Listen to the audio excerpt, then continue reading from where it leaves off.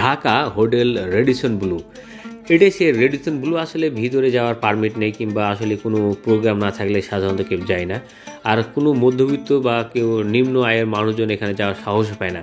কোনো বড় সড়ো কারো পার্টি না থাকলে, কারো ইনভাইট না থাকলে যাওয়া কোনো সম্ভব হয়ে ওঠে না। কারণটা হচ্ছে এটা হচ্ছে একটা ব্যয়বহুল এবং ঢাকার 5 তারকা, এমনকি বাংলাদেশের সবচেয়ে ভালো যেসব হোটেল রয়েছে তার মধ্যে কিন্তু এটা অন্যতম।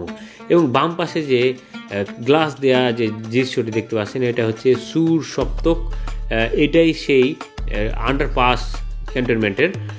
এই ডানে বামে যে জায়গাগুলো দেখাচ্ছে এগুলো পুরোটাই সেই ক্যান্টনমেন্ট এরিয়া। এবং এই যে ফ্লাইওভারগুলো দেখছেন, এই ফ্লাইওভারগুলো মিরপুরে যাওয়ার সাথে সংযুক্ত। এবং এই দেখুন CO2 শাখা, সেই সামরিক শাখা ক্যান্টনমেন্টের। এবং এইটাই মূলত সেই ঢাকা এয়ারপোর্ট রোড। এইখান থেকে সোজা মহাখালী যাওয়া যায় মতিঝিল, এবং ডান দিকে গেলে ফার্মগেট।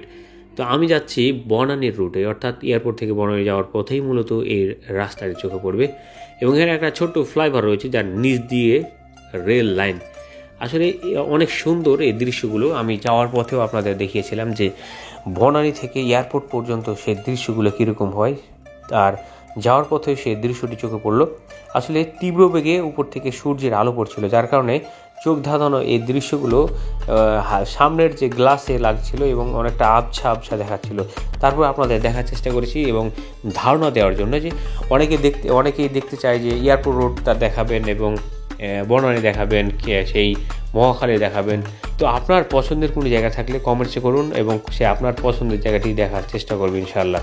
তো এটা সেই এলিভেটেড এক্সপ্রেসওয়ে, উপরে দিয়ে এলিভেটেড এক্সপ্রেসওয়ে এবং নিচ দিয়ে ফ্লাইওভার, নিচ দিয়ে এটা সোজা গিয়ে বাংলাদেশ নেভি, অর্থাৎ সেই বনানীর এইটা গিয়ে ঠিক আছে। এবং বাম পাশের যে দৃশ্যগুলো দেখছেন, এই যে দেখুন বাংলাদেশ যে আর্মি স্টেডিয়াম, সেই আর্মি স্টেডিয়ামের ফ্ল্যাগ লাইট দেখা যাচ্ছে। এবং তারপরে যে উঁচু ভবনটি, এটি হচ্ছে নৌবাহিনী সদর দপ্তর।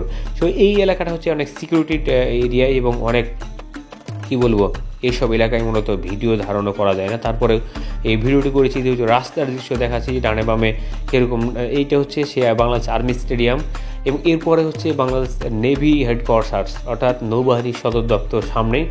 আর এই যে ডান পাশ দিয়ে যে ওভারব্রিজটা মূলত মানে ফ্লাইওভার, এটাই হচ্ছে ঢাকা এলিভেটেড এক্সপ্রেসওয়ে, যা সাম্প্রতিক নির্মিত এবং জনগণের জন্য উন্মুক্ত করা হয়েছে। তবুও এই এলিভেটেড এক্সপ্রেসওয়ে উঠলে আপনাকে 80 টাকা দিতে হবে যদি প্রাইভেট কারে নিয়ে যান। তো যাই হোক, অনেকটা ব্যয়বহুল বলে চলে। এটাই সেই নৌবাহিনী সদর দপ্তর লেখায় আছে। এবং এখান দিয়ে সামনে এগুলো হচ্ছে বনানী এরিয়া, এরপর হচ্ছে মহাখালী, তারপর হচ্ছে তেজগাঁও, এরপরে আপনার যে কোনো জায়গায় যেতে পারবেন। এই রোড দিয়ে মহাখালী পর্যন্ত সোজা গিয়েছে, এরপর ডানে ফার্মগেট এবং বাম দিকে তেজগাঁও দিয়ে মহাখালী দিয়ে এরপর চলে গিয়েছে সেই মগবাজার, এরপর মতিঝিল এরিয়া। তো এটা হচ্ছে অনেক গুরুত্বপূর্ণ এবং অনেকটা সবচেয়ে ব্যস্ততম রাস্তাগুলোর অন্যতম একটা। তো যাই হোক, দেখতে দেখতে ভিডিও প্রায় শেষ পর্যন্ত চলে আসি। আপনার পছন্দের কোনো জায়গা থাকলে সেটা কমেন্টসে জানান, আপনার জায়গাটি দেখার চেষ্টা করব। শেষ পর্যন্ত দেখার জন্য ধন্যবাদ। ভালো লাগলে একটা কমেন্টস জানিয়ে দেন, সাবস্ক্রাইব করে সাথে থাকুন। Thank you so much for watching this video.